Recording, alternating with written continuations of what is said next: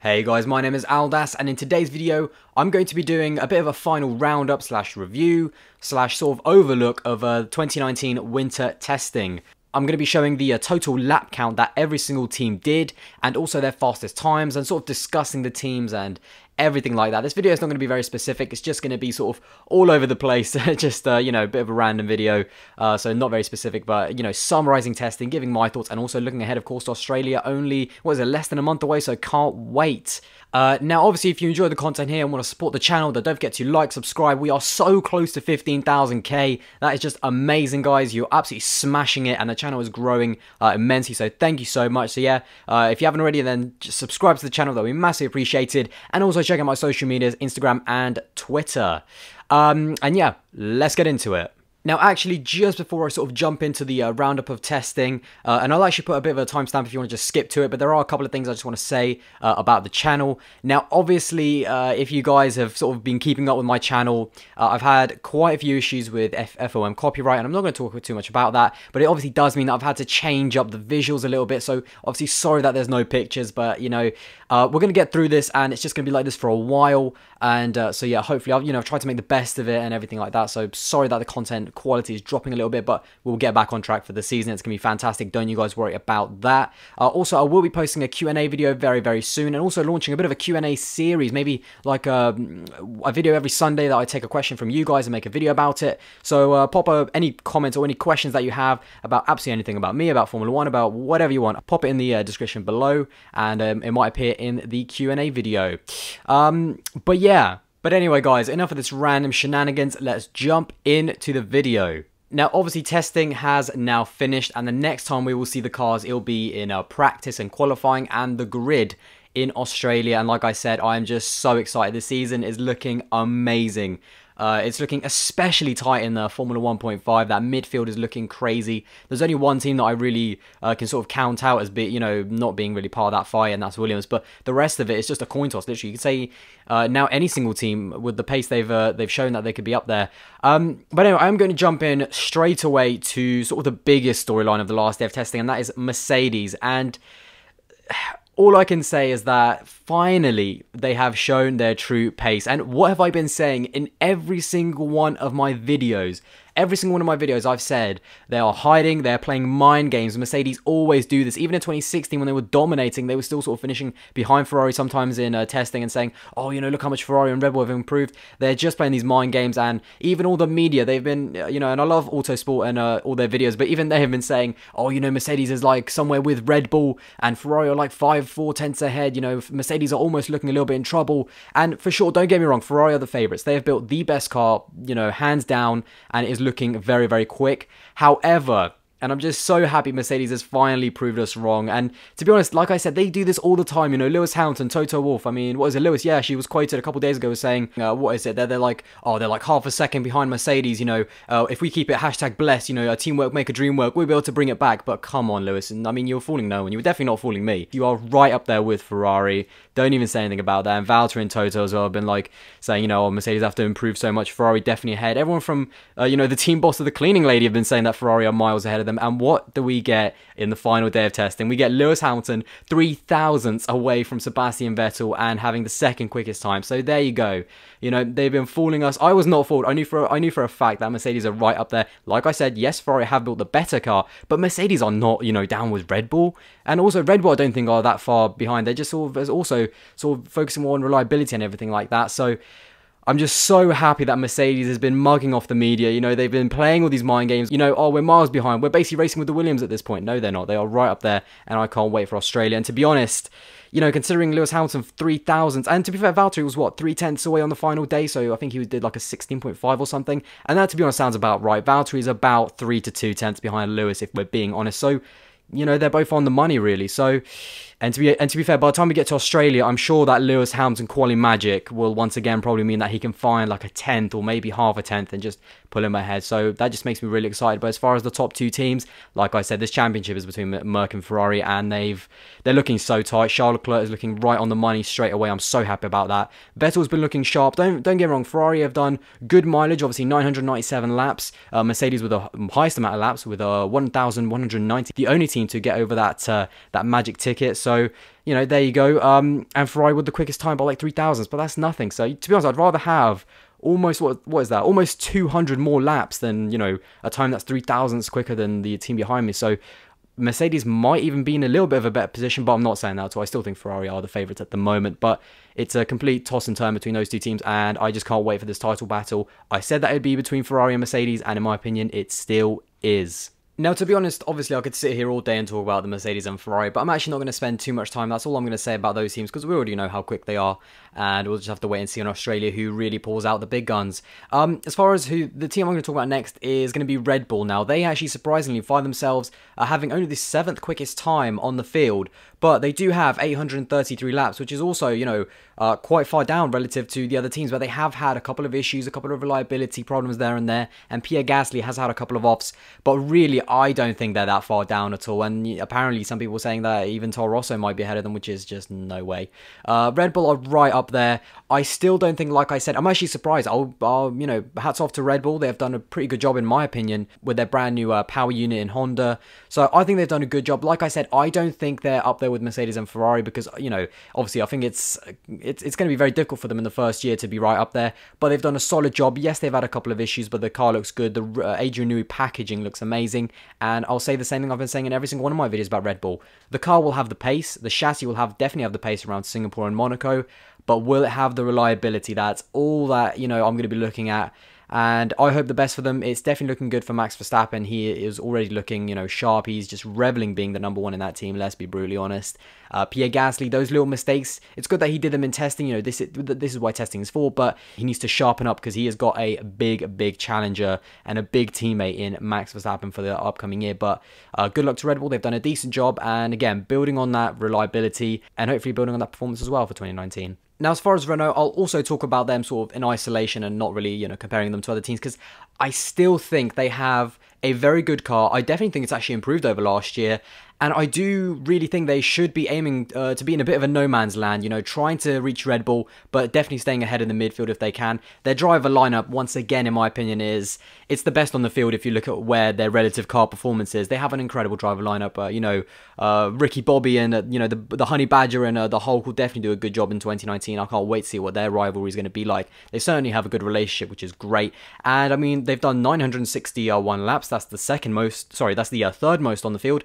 And they've done the third fastest time. So, you know, I really do think they want to sort of be in that no man's land between Red Bull and the rest of the field, and I really do think that they can be there. It's looking very promising, but maybe not quite the big step up that I was hoping they would make. But nonetheless, it's very impressive, and I just really hope that they can progress over the season and develop that car to really sort of put a title challenge maybe next year, and at least try and get on the podium in some of the races. I just want to see, to be honest, Nico Hülkenberg finally get a podium, because it'll be a travesty if he doesn't. But it's all down to him, and I think Renault have done a fantastic job. They have had some issues. You know, all of teams have had some issues, to be honest, so there's not really a point of saying that. But the car looks good, and I just hope that they can develop to maybe become podium challengers in certain circuits. So looking forward mostly, though, to their driver lineup and seeing what they both can do in 2019 as well. Now, next, I'm not really going to be talking about a specific team, but just Formula 1.5 / the midfield, because this is where the real excitement is, in my opinion, for 2019. You know, the title battle is going to be great and everything, but this is looking... I don't even know what to say about this, guys. It's going to be crazy. I mean, 2019, every single team, to be honest, at some point in testing has impressed me. I mean, let's just, you know, go through them. I mean, Toro Rosso, 935 laps. They have the 4th quickest time. Alexander Albon, I'm going to be championing him as my favourite rookie, for sure. I think, you know, he has taken so much stick already from some of the media, and he is, you know... kind of been put down against, you know, the hype of Russell and Norris and everything, and Giovinazzi's obviously a bit more experienced in Formula 1, but I really like Albon. I really like Kvyat. I mean, this guy, like I said, you just put him down and he'll find a way back into Formula 1, so I like him as well. And their pace, I just don't know where to put Toro Rosso, because they were quick last year, they were reliable last year in testing, but then in the season it was a whole different thing, and Toro Rosso really struggled to develop their car, so I have absolutely no clue what to say about Toro Rosso. They are a really big unknown, but they have been good over testing. Alfa Romeo the same. They were looking incredibly quick in the first week. They've fallen a little bit off in the second week in terms of times, but maybe that's because other people have just, you know, turned it up a little bit more. But in terms of laps, I mean, 922, very impressive. Very impressive, and I still think they could be a dark horse. That driver lineup, you know, Kimi and that Alpha, they could do special things. And how much would you guys love to see Kimi on the podium in an Alpha? That'd be amazing for 2019. Another one, you know, put Hulken. Could you imagine a race where Nico Hulkenberg, Daniel Ricciardo, and Kimi Raikkonen are on the podium? Oh my god, that'd be the dream. So I think they're still very dark horses. So look out for Alpha. I really do like that team. As far as McLaren, another team that I have absolutely no clue where they're going to be, because yes, they've been impressive on those, you know, hot shot laps on low fuel with Lando and Carlos Sainz. They've done 873 laps, you know, impressive. They've had the 5th fastest time, but many people who are at the track saying that, and many people who are analysing the data are saying that they're actually not as good in race trim. So again, another team I have no clue where they are. So we'll have to wait and see with McLaren, but hopefully they'll be able to make some progress. And seeing Fernando at the track in testing was just amazing as well. And could he be making a comeback? I don't know. You know, we'll see. We never know with Fernando Alonso. But as for McLaren themselves, finally, you know, they're not hyping their car up, or we're going to be up with Red Bull, we're going to be winning races midway through the season. They're just, you know, sort of winging it. You know, we're just going to go race by race, and we're going to try and develop this car and not set too high targets. I like where they're going, but again, I've no clue where they are, to be honest, because it's just so tight in that midfield, you know, it's crazy.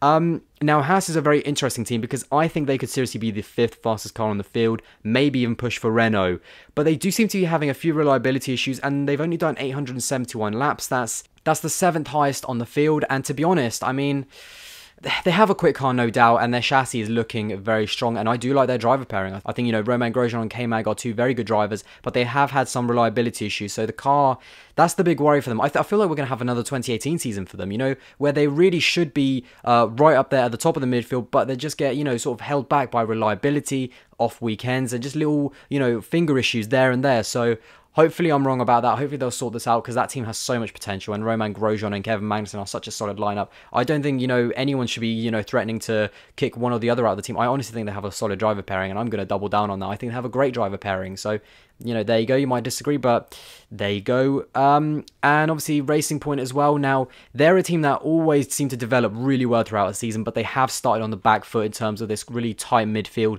They haven't, you know, put out any astonishing laps, and they haven't done an astonishing amount of mileage either. But Lance Stroll proved a lot of people wrong. I'm going to tell that for a fact. I think all the jokes about him being a rich boy and his dad's money hopefully will go away, because he is such a quick racing driver, and I just can't wait to, you know, for him to start proving people wrong. And Checo Perez, I mean, he's one of the safest pair of hands, but like I said, they haven't done an amazing amount of mileage, and to be honest, that car, some people have been actually saying that this is actually a 2018 car with just some of the 2019 regulations, so they'll develop amazingly. That I really like for, you know, Force India / Racing Point as they are now, and I think, you know, the only pink car on the track, so that's amazing, but we'll have to wait and see what their 2019 is like. I think they'll start off a little weak, but they'll definitely develop into the season. So, and of course with that Lawrence Stroll money, lol, hopefully they'll be a bit more relaxed, a little bit better, because, you know, they were so under pressure last year with all the money issues and administration that they couldn't quite properly mount a proper charge on that midfield, but hopefully 2019 will be different. And yeah, so that's the crazy midfield, really. I'm going to leave Williams for a separate conversation in a second, but I'm going to do a separate predictions video, post-testing in a couple of days' time or something like that, trying to sort of make sense of all this mess once I've really sat down and gone through the data over the past 2 weeks. But at the moment, Formula 1.5 is looking mega. And now we get to Williams. Now, they are, in my opinion, the only team that I can confidently say is definitely at the back of the grid. I mean, the least amount of laps and the slowest lap time sort of speaks for itself. They definitely have had a fantastic second week, no doubt about that. You know, I think they finished with around 88 laps somewhere there after the first test. So for them now to be pushing 567, that's very, very good in my opinion. You know, really solid work by Williams. So, you know, good there. And it's great to see George Russell and Robert Kubica. I'm a big fan of both of these drivers, and I'm definitely going to be rooting for Robert a lot, because I'm a big Robert Kubica fan. I've already made a video about him, so go check it out if you want to.